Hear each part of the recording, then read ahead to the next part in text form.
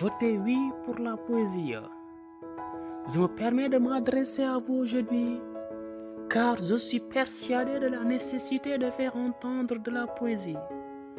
Je sais, vous pensez sans doute comme beaucoup que la poésie n'attire plus, qu'elle était bonne pour le siècle d'art romantique, mais qu'elle est dépassée aujourd'hui. Je crois que c'est une grave erreur. La poésie est l'art dont notre monde a besoin.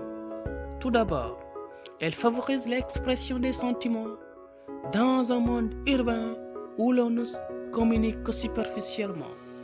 Aujourd'hui, notre vie n'est que course effrénée, dialogue avec des machines qui distribuent de l'essence ou des boissons sucrées supposées nous réconforter. Où trouver dans ce monde l'oreille attentive où est penché son cœur? Devant qui se mettre à nu? La poésie est une réponse à ce besoin d'épanchement.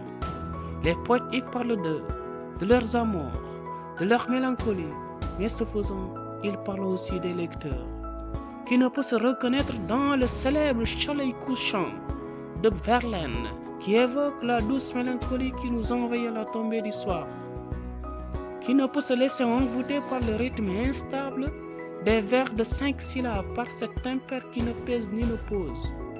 Mais la poésie n'est pas seulement sentimentale, elle permet aussi d'exprimer des opinions.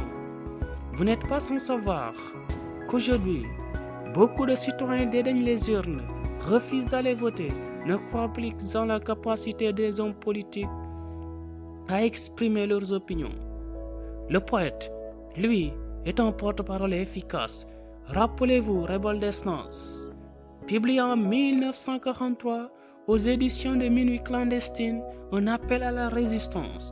Il n'hésite pas à affirmer que lui-même se bat contre Hitler et ses partisans et il invite les Français à se battre contre lui.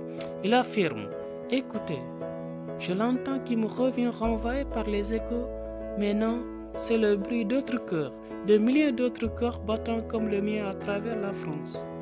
Pour ce poète, mort en camp de concentration, la poésie est le lieu où l'on exprime ses convictions les plus intimes, un engagement vital. Enfin, la poésie est l'ultime symbole de la beauté et de la créativité dans un univers qui privilégie la productivité. On nous apprend qu'il faut être rentable, produire toujours plus, ne rien faire pour rien. Stop!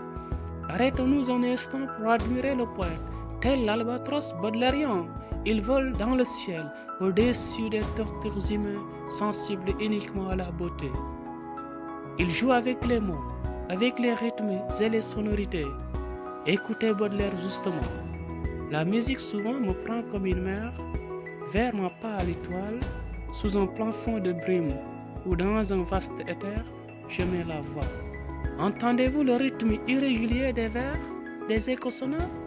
Cela ne vous rappelle-t-il pas le roulis du navire, le flux et le reflux de la mer? La poésie, lieu d'expression des sentiments, arme de combat, activité gratuite est ce que tend le monde d'aujourd'hui. J'ai confiance, vous êtes des personnes sensibles et vous saurez comprendre l'importance de la poésie pour le monde contemporain. Alors n'oubliez pas, votez oui pour la poésie.